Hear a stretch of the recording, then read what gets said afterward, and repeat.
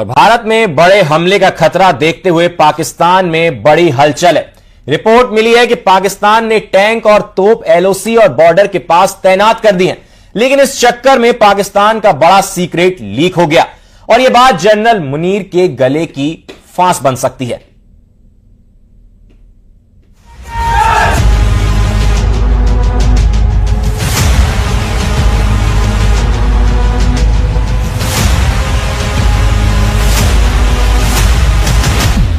चौबीस घंटे में अटैक, 36 घंटे में अटैक, 48 घंटे में हमला होगा या फिर 72 घंटे बाद दहलेगा पाकिस्तान। पाकिस्तान की सेना इस वक्त सिर्फ घड़ी देख रही है और घंटे गिन रही है, क्योंकि एलओसी या फिर बॉर्डर पार से जो होने वाला है उसमें छुपा है पाकिस्तान का सबसे बड़ा खौफ।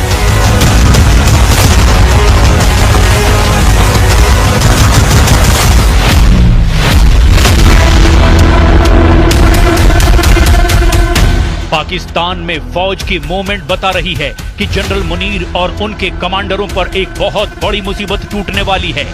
पाकिस्तान में उत्तर से दक्षिण और दक्षिण से उत्तर की तरफ पूरी फौज खंगाली जा रही है। पहलगाम का बदला लेने वाला स्ट्राइक मिशन होगा, इसकी पूरी गारंटी है और इसीलिए जनरल मुनीर के ऊपर तलवार लटक रही है।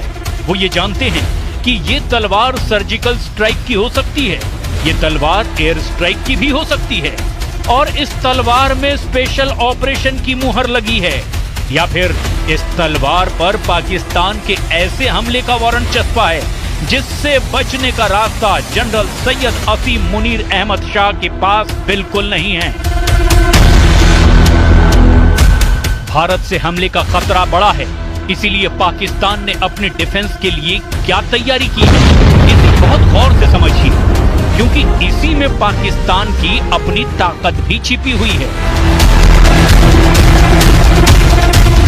पाकिस्तान ने अपने तमाम एयर डिफेंस सिस्टम, रडार और फ्रंट लाइन फॉर्मेशन को युद्ध के लिए तैयार कर दिया है। पाकिस्तान का पूरा पूर्वी बॉर्डर यानी भारत पाक सीमा पर है। उत्तर से दक्षिण की तरफ देखें तो पीओके में पाकिस्तान की पहली स्ट्राइक कोर है, फिर रावलपिंडी में 10वीं कोर है जो मंगला कोर के साथ काम करती है।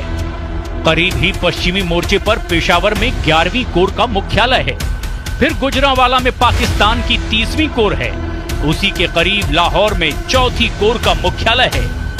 भारत पाकिस्तान बॉर्डर पर और नीचे आएंगे तो मुल्तान में 2री कोर मौजूद है, उसी के करीब बहावलपुर यानी जैश के मुख्यालय वाले शहर में पाकिस्तान की 31वीं कोर है। पश्चिमी मोर्चे पर अफगानिस्तान के करीब क्वेटा में 12वीं कोर रहती है। इसके बाद अरब सागर से लगे कराची शहर में पाकिस्तानी सेना की 5वीं कोर का हेडक्वार्टर है। अब सवाल ये है कि इन तमाम फॉर्मेशन जिनके तहत 50-50 हजार सैनिक तैनात हैं, वो भारत से बचने के लिए क्या करने जा रहे हैं? Pakistan will not be the first one to resort to any escalative move. However, in case of any escalative move by the Indian side, we will respond very strongly.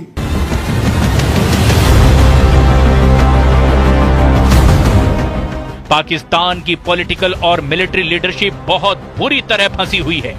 Bharat से बचने के लिए अब पाकिस्तान में सेना कहां से किस नई लोकेशन पर भेजी जा रही है, कौन सी तोप और कौन सा टैंक किस अड्डे को छोड़कर किस मोर्चे पर पहुंचाया जा रहा है, और पाकिस्तान के एयर डिफेंस सिस्टम कहां एक्टिव हो चुके हैं, कहां पर पाकिस्तानी सेना की कौन सी तैयारी पता चल रही है, ये बात अब धीरे धीरे लीक होने लगी है।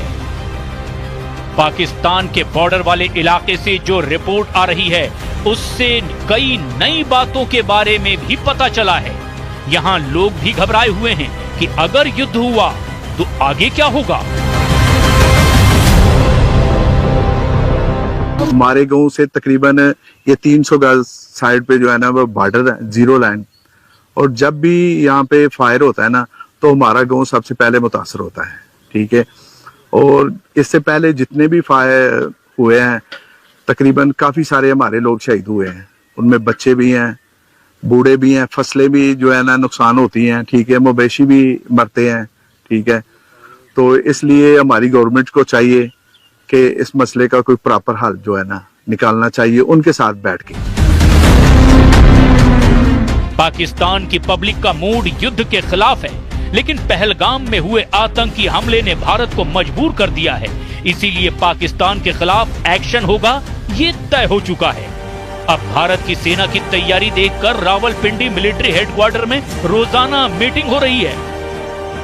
हर मीटिंग में एक नया फैसला हो रहा है। हर मीटिंग में सेना की अलग अलग यूनिट को लेकर बात की जा रही है। पाकिस्तानी कमांडरों की मीटिंग में जो बड़े बड़े फैसले हुए हैं उन्हें भी समझ लीजिए। पाकिस्तान ने अपनी सेना को 6 हिस्सों में एक्टिव किया है। पाकिस्तान ने सियालकोट और लाहौर के आसपास एयर डिफेंस को और ज्यादा मजबूत किया है। गुजरांवाला से टैंक पीओके के करीब ले जाए गए हैं। बॉर्डर के आसपास में इलेक्ट्रॉनिक वॉरफेयर को लेकर गतिविधियां बढ़ा दी गई हैं। एलओसी पर A100 और KRL-22 तोप तैनात कर दी गई है। पाकिस्तान के उत्तरी इलाके की तरफ खौफ बहुत ज्यादा है।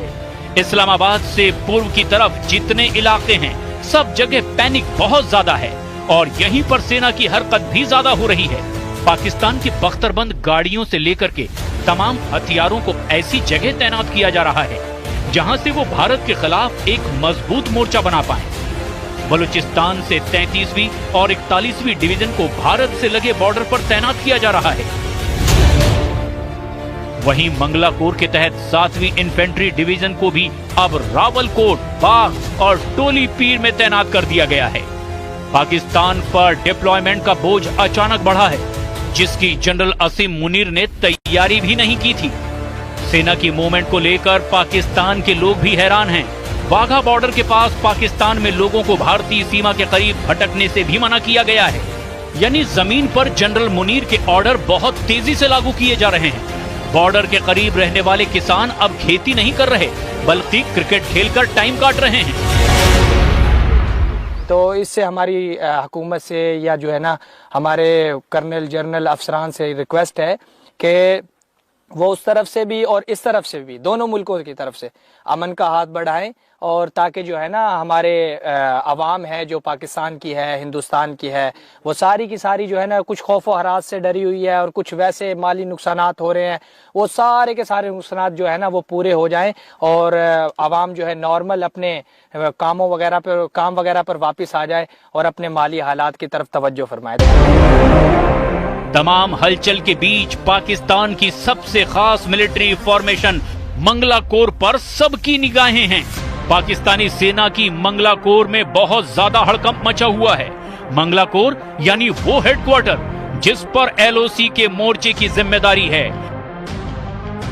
यहां लेफ्टिनेंट जनरल नौमान जकरिया संधू पाकिस्तान में एलओसी का बॉस माना जाता है।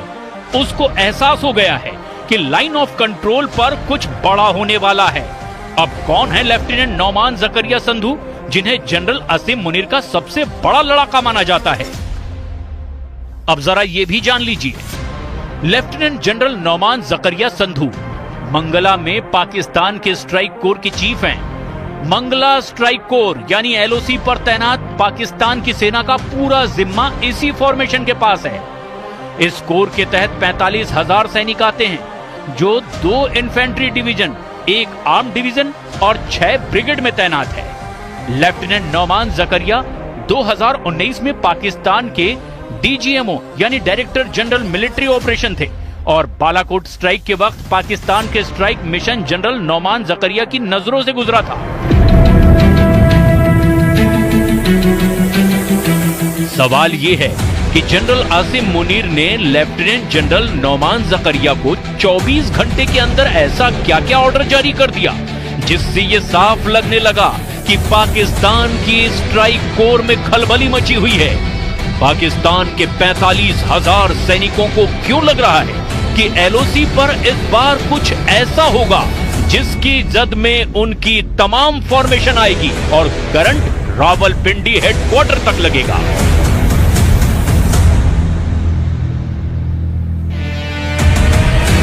एलओसी पर पाकिस्तान की फौज को कहा गया है कि बंकर में रहकर निगरानी करें, यानी एलओसी पर खतरे का लेवल 10 गुना बढ़ चुका है। ये बात रावलपिंडी हेडक्वार्टर में वायरल हो रही है। एलओसी पर आतंकवादियों के सभी लॉन्चिंग पैड खाली कराए जा रहे हैं, यानी सर्जिकल से लेकर एयर स्ट्राइक तक हर तरह के हमले का खौफ अब पसर चुका है। जनरल नौमान जकरिया की फॉर्मेशन ही है जो एलओसी पर जनरल मुनीर का हर हुक्म लागू करती है।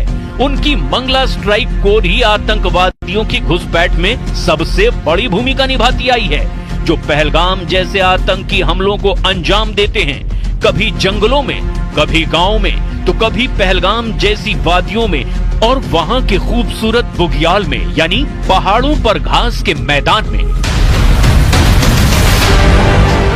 अब जरा देखिए आसमान में क्या हो रहा है, क्योंकि पाकिस्तान को अपनी इसी ताकत से सबसे ज्यादा उम्मीद है। पाकिस्तान एयरफोर्स के फ्रंट लाइन जेट भारत के खिलाफ अलग अलग बेस पर तैनात कर दिए गए हैं।